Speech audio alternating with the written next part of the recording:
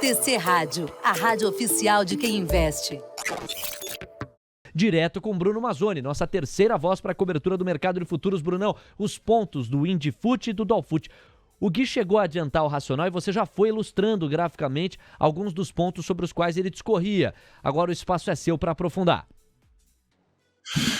Vamos lá, Léo. Bom dia para todos vocês aí no estúdio. Bom dia para quem nos acompanha no YouTube e também na TC Station. Vou começar com o índice no mensal, que o Corleto estava comentando sobre essa proporcionalidade aí do índice subir contra os dias de queda. Então está muito, vamos dizer assim, desequilibrado para os compradores. Aonde que esse equilíbrio chegaria, pessoal? Na minha opinião técnica agora, tá? De chutômetro, ali na casa dos 108 mil aos 106.360, onde estopou os vendidos aqui no gráfico mensal. Então essa região aqui para mim é uma região bem de interesse comprador. Não sei se a gente vai ter tanta força assim para vender, tá? Para os 108 mil, 106.360. A partir dos 111.250 fica perigoso para day trader porque as oscilações são grandes. A gente está olhando para um gráfico mensal, a gente está olhando para um VWAP vendedor aqui que vem da máxima histórica nossa. Então é de se esperar bastante volatilidade sempre que chega aqui no 111.250, certo, pessoal? Então esse é o gráfico mensal do nosso índice. Quando a gente olha aqui para o intraday,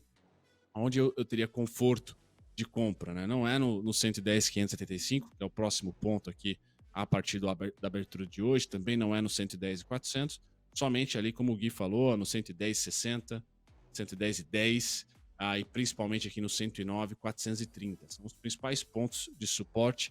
Se de repente a gente tiver aí um PMI fraquíssimo, dados econômicos americanos muito fracos, contrastando com o Fed pancada. Então esse vai ser o pior cenário. E essa semana aqui, daqui a pouco, pode proporcionar isso, pessoal. Um Powell, um Fed super rock, né? Ou pelo menos mais rock do que esperado, aí capitaneado pelo Bullard, né? E um PMI fraquíssimo. Então você vai ter lá uma política monetária forte e uma economia mostrando fraqueza. Se você aposta nisso, é queda e queda forte. Então hoje é um dia muito importante para olhar. Para cima, o norte é o 111.55, depois, como o Gui comentou, 111.250, 111.280, e termino aqui a lateralização com 111.540. Depois só vamos falar aí do 112, perto das máximas do pregão de ontem, tá? O dólar segue um pouquinho mais forte, até principalmente o dado, tá? Então não me surpreenderia o dólar voltar aos 50,24. Ontem fez a mínima em suporte também, em VWAP, pontinhos nossos aqui próximos, 4,966 é suporte, 4,962,5 é suporte e 4,969 também, porque é o VWAP. Então são as três grandes suportes aí para o pregão de hoje, tá? E a única grande resistência que eu vou ter aqui é os 50,08,5, mas principalmente 50,24.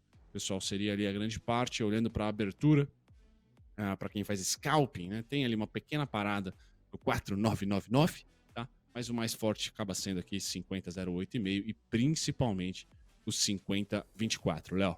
Boa, meu caro Bruno Mazzoni. Seguinte, 9h16. Brunão já nos leva para os Estados Unidos. Vamos cruzar com a fotografia de momento. Ibovespa Futuro caindo 0,30%, 110.875 pontos. Moeda americana avançando 0,30, R$ 4,991. E a curva de juros pedindo uma média de 3 pontos base em toda a extensão.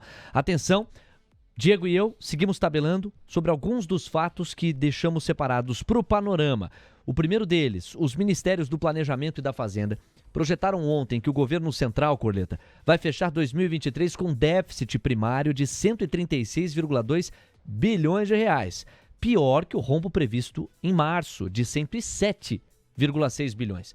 Isso de acordo com o relatório bimestral de receitas e despesas. Segundo o documento, o orçamento deste ano tem um excesso de 1,7 bilhão de reais em relação ao limite do teto de gastos, o que indica a necessidade de bloqueio.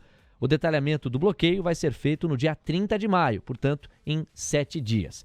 Coleta, a pergunta que eu sou obrigado a fazer é sobre se isso já está precificado na curva de juros ou se, em função disso, a curva de juros também tem esse estresse, ainda que tímido, de cerca de 3 pontos base a mais nos pedidos de prêmio. É uma senhora revisão altista em relação ao rombo, né? Sai de 107,6 bi para 136,2 bi. O relatório mensal de despesas e receitas, ele está pautado ainda na dinâmica do teto de gastos, né? Isso prevê um contingenciamento, mas muito provavelmente a gente vai ter já os próximos boletins aí macro fiscais já abarcando a nova regra fiscal. É negativo porque a gente vai ver o que está acontecendo, né? O governo está propondo uma regra na qual ele precisa atingir um déficit primário de menos 0,75 no máximo, né? Com aquela faixa aquela gordura de 0,25 na meta de meio, 0,75.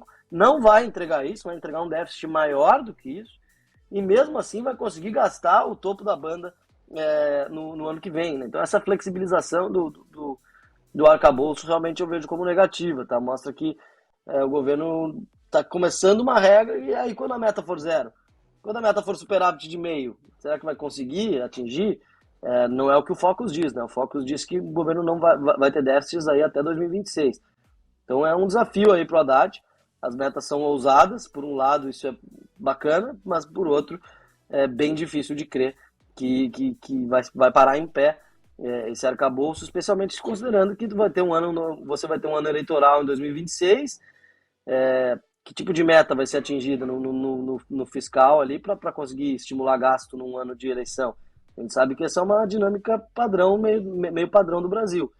Então eu vejo como negativo, tá, Léo, essa mudança nas projeções, embora realista aí por parte da Fazenda. 9h19. Agora, Diego, com você, o termômetro sobre percepção de risco dos investidores. É o seu destaque. Exatamente, porque um termômetro sobre justamente essa percepção dos investidores em relação ao cenário para a taxa de juros e a inflação deve vir da demanda pelos papéis do leilão que o Tesouro Nacional promove hoje às 10h30. A oferta envolve letras financeiras do Tesouro para 2026 e 2029. Esses títulos têm rentabilidade vinculada à taxa básica Selic, enquanto há também oferta de notas do Tesouro Nacional Série B, as NTN-Bs, que tem remuneração associada à inflação para os vencimentos de 2028, 2040 e 2060. É bom ficar de olho nessas ofertas, né, dos títulos públicos, Corleta, e também no apetite dos investidores por esses títulos. Isso aí ao longo, durante amanhã, que a gente vai ficar sabendo dessas informações, para a gente ter essa percepção do risco país. Quando a gente fala de LFT, né, títulos atrelados à Selic, são, na verdade, os mais seguros, né, os mais tranquilos ali. Você tem pouca exposição a uma queda ou uma alta da taxa de juros, porque você vai ter o seu rendimento acompanhando.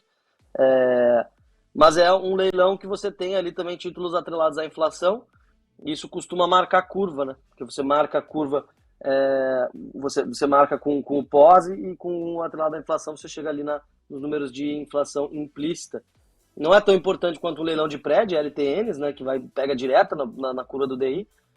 Mas sim, vamos ver. Se tiver muita demanda pela LFT, por exemplo, e pouca demanda pela NTNB, pode mostrar que o mercado está um pouco mais receoso com a inflação. Então, não sei, vamos ficar de olho, ou com essa trajetória dos juros.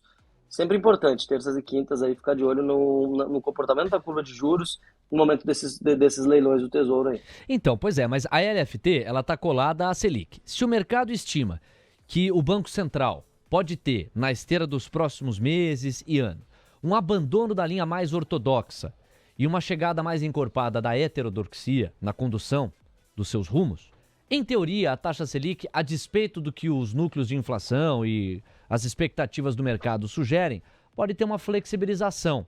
Não exatamente na canetada, como nos moldes de Tombini na era Dilma Rousseff, mas você pode ter uma flexibilização por um novo olhar, menos ortodoxo. Neste sentido, o mercado não pode se proteger e abandonar esse título e querer buscar esses títulos indexados à inflação, porque eles, independente dos rumos da Selic, pelo menos vão pagar algo real especificamente, para além da pressão inflacionária. Você acha que esse é um dos ângulos pelos quais a gente pode apreciar a dinâmica dos leilões de hoje?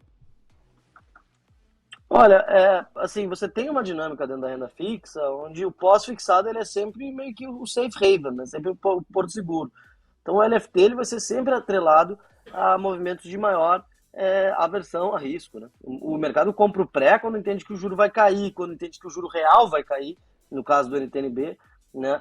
E se você acha que o juro real vai subir, que o mercado vai demandar mais taxa para emprestar para o governo, se você acha que os déficits primários vão se acumular, se você acha que o Banco Central vai abandonar uma linha ortodoxa, se você tem um pensamento de que as coisas vão se deteriorar, você não compra nada pré-fixado. E a NTNB parcialmente é pré-fixada, ela tem o IPCA, mas ela tem um outro componente da sua taxa pré-fixado, né? Então, maior demanda por NTNB, maior demanda por LTN é o apetite por risco do mercado. Ao passo que maior demanda pela LFT, pela Selic, mesmo que o mercado espere que a Selic vai cair ali na frente, tá atrelado aí a maior proteção, a tá numa posição de liquidez mais tranquila aí, com rendimentos atrelados à Selic. 9h23, vamos lá então para o nosso giro internacional. O Diego faz a ronda, faz o nosso overview, atualiza a parada. Aí o Bruno Mazzoni encerra a primeira participação dele com os gráficos da terra do Tio Sam e também a dinâmica das commodities. Registrar que nós temos mínimas atrás de mínimas na curva de juros. Agora, 1 ponto base meio a mais nos prêmios em toda a extensão, praticamente estável a curva. A moeda americana já subiu muito mais, agora avança 0,15% apenas, R$ 4,983. Neste instante, a tese do Gui está um pouco mais próxima de acontecer, ele aposta numa virada do dólar até o final do dia. E o Ibovespa Futuro está caindo 0,41%, é ele que não resguarda grandes notícias, segue numa toada de baixa nesta magnitude, 110.820 pontos. Você, Diego, e na sequência, Bruno Mazzoni.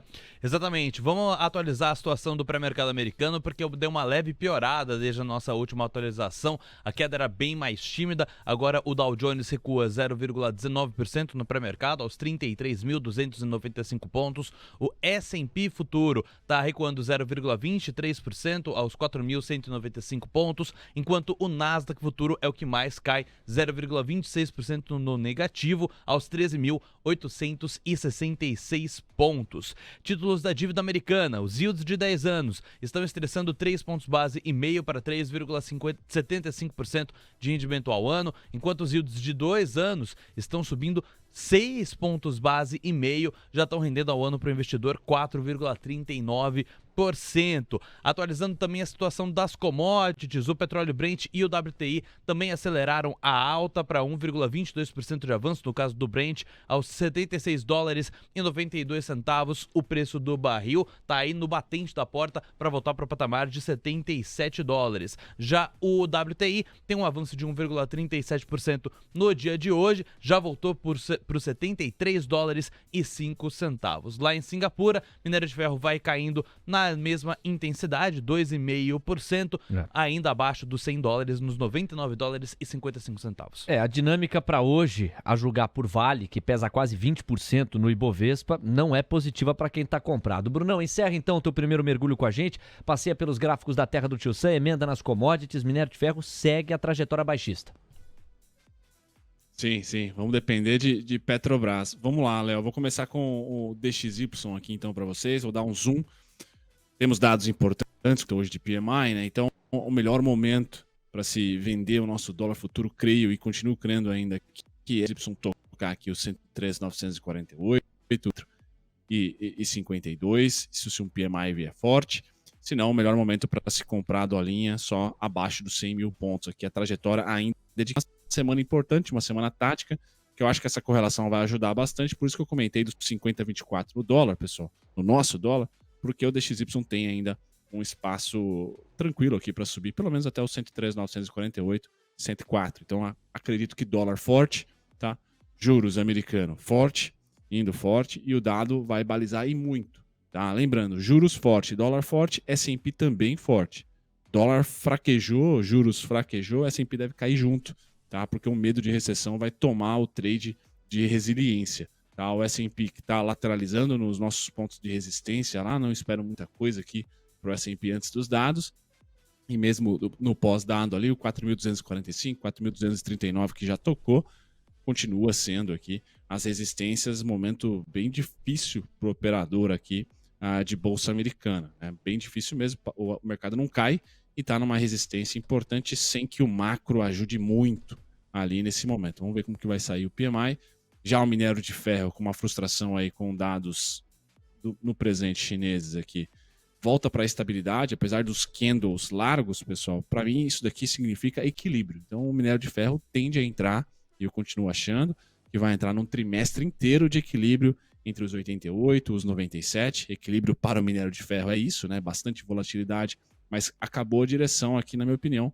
Vai ficar com esse suporte aqui dos 88 aos 97 e a resistência dos 113,40 aos 117,40. Ou seja, a Vale, por mais que tenha ali uma abertura chata e possa ter um desenvolvimento do pregão chato, o minério está próximo de parar ali, né? Essa queda já parou, né? Estamos vindo de uma alta, mas eu não vejo ali hoje um dia positivo, porém não para swing trade ali de queda na Vale. Acho que essa queda tem limite aí nos $88,15, por exemplo, do minério de ferro.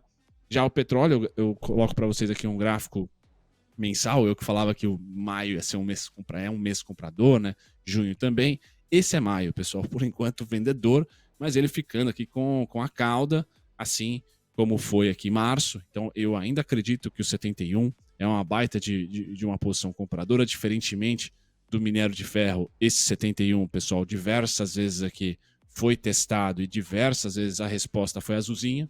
Então o petróleo está em região de desequilíbrio e não de equilíbrio, como é o caso do minério de ferro. E aí os alvos que eu tenho, e hoje está subindo, pode ser aí a salvação para os emergentes, né?